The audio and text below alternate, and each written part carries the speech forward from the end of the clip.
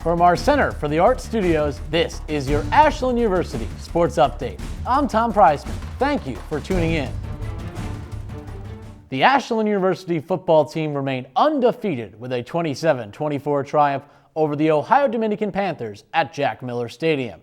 Now at 3-0 and ranked number 13 in the Division II polls, AU welcomes rival Findlay to town. We sat down with head coach Lee Owens to hear his thoughts on the game.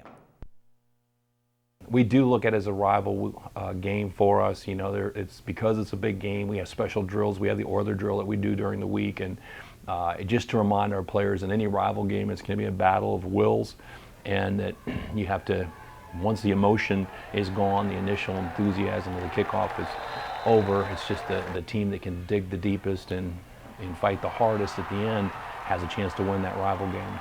We've had 2 turnovers that turned into touchdowns, and we've got to make sure that doesn't happen again. That's not like us. That's not like us on offense. A year ago, if you think about it, Findlay was like this year. They were undefeated.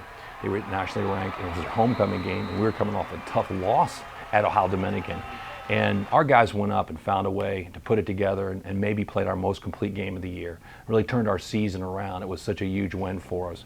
And you never know, there's going to be some unlikely hero. A year ago, it was Chase Hubler picks off a pass in the flat and turns into a pick 6. A year ago, Vance Sittlemeyer goes off and hits 2 home runs running an off tackle play, a 60 and a 70-yard touchdown run. So I don't know who the unlikely hero might be, but in this ball game, there's normally going to be one. The AU men's and women's cross-country teams went to the Friendship Invitational not looking to make any new friends. The men came away with a second-place finish, while the women placed 4th. We sat down with head coach Tom Scott to talk about his team's performance over the weekend. I was really happy with how the races went on both the men's and women's side. What really impressed me was the pack running on both sides. Our men packed up really well. Our women packed up, I think, a lot better. And we can have 5. I think our 5th guy was, I think, 15th overall. We can have 5 guys in the top 15. And then on the women's side too, just that pack of 4 with Jill, Marissa, Emily, and Kylie up at the front, really helped our team score. And the goals for the future is to get that pack just closer up towards the front. Definitely my goals would be for the team would be to try to beat all the other Division II schools. That'll set us up well for when it comes down to the conference championships and for the regional meets. Try to just beat all those Division II schools. I'm really excited for the season. We're just kind of getting into it. These first couple meets I consider them almost like warm-ups or practices. I mean, we're training hard right now. The legs are feeling a little rough right now because we're doing the work now to be ready for November. On every episode of the AU Sports Update, we highlight student athletes for their contributions on and off the field. This week's guest, sophomore soccer star Morgan Bittengle, sat down with AUTV 20's Kate Siefert to talk about her successes on the pitch. Thanks, Tom. This week on our Sports Spotlight, we're talking to sophomore soccer player Morgan Bittengle. Thanks so much for being here with us today, and congrats on your 2 wins this weekend. Thank you. You guys have a 5-0 record, and you're the only women's team to have an undefeated record in the GLIAC. So can you talk about the excitement your team has to have that mark in the conference? Yeah, we're super excited about it. We worked hard for it. We have a great group of girls. All of us have the same goals in mind. So we just keep thinking about each other, and we're doing really well. And you and freshman Deja Swihart, you guys have an incredible chemistry, especially for this being her first year. Over the weekend, she had a goal assisted by you, and you had a winning goal assisted by her. Can you talk about the connection you guys have made so far? Yeah, just from day one, I knew that we were going to be able to link up and have that connection, actually.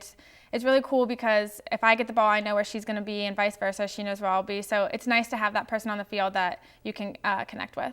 And this weekend, you're facing both Northwood and Saginaw, who are going to be challenging teams, but what are you thinking is going to happen this weekend and some things you're expecting to happen during practice this week? Yeah, well, during practice, it's going to be tough. We have to be there mentally and physically, which is always hard some days when it's just tactical stuff, but we all want to win. And last year, we did lose to Saginaw during the season, but we came back and we beat them during tournament time, so it's going to be a back and forth play, but I definitely think we can do it. Well, I'm sure that you guys are going to do great this weekend, and I wish you the best of luck. Thank you. Back to you, Tom. Moving to the court, the AU women's volleyball team earned a hard-fought split against two of the top teams in the GLIAC South. The Eagles knocked off Findlay in 4 sets on Friday and then fell to Hillsdale in 4 sets on Saturday. We talked to head coach Cass Dixon and outside hitter Allie Cudworth after Saturday's loss to Hillsdale. Give credit to Hillsdale. They outworked us. They didn't let anything fall and they kept playing, and we were surprised by that. We're a very offensive team as well, and we weren't getting the swings that we needed out of all of our attackers. We also are a good blocking team, predominantly much stronger there than we are defensively in the backcourt. And for the first set and a half, we didn't block a lot of balls. So if we would have done those things, if we would have taken care of the things that we could control, probably would have been a little bit of a different story. Setting up the second match with our hitting and our blocking, that's our strong point. That we are an offensive team. We struggle with defense, and that's where they beat us. I think if we would have maintained more of our blocking, it would have set up a better defense for the next couple games. We're going to take things a game at a time. We have 2 really tough opponents coming up this weekend with Northern Michigan and Michigan Tech. Both are off to great starts, and we just have to go back to the drawing board and get back into practice and work on the things that we weren't very good at today. Come out strong, come out with a good energy, have everybody on the same page, have everybody working hard, whether they're on or off the court. Just work as a team together. The AU women's tennis team also earned a split this weekend, taking down the Findlay Oilers 5-4 and dropping a 9-0 decision to the Tiffin Dragons. We chatted with head coach Carl Leedy about his young squad. We've got strong players all the way down from 1 to 6, but we've had some that have come through in the clutch, and that would be just our win over Findlay, for example. We had 3 singles players who lost their first sets, and we also lost 2 out of the 3 doubles before the singles matches even got going, so we were down 2-1 before we even started the 6 singles. And 3 of our singles players came back after losing the first set and won the 3rd set and won the match for us 5-4. Our 3rd singles player, Andrea Ruiz, was playing with everyone else watching and pulled her match out to take Findlay 5-4. So that was a lot of pressure on her, and she came through. A couple of more wins if we can. It's a very tough league, and we have a nice team. We have perhaps a few more opportunities to get those 2 wins, which would put us into the GLIAC tournament, be the 8th team in the league then to make the GLIAC tournament. Taking a look at the women's soccer team. They beat Michigan Tech behind a goal from Morgan Bittengle, who we just talked to. Courtney Barker had 10 saves for the Eagles in a 1-0 victory. And then all the way back at the start of the season, they knocked off Maine Fort Kent 2-1 in overtime in their home opener.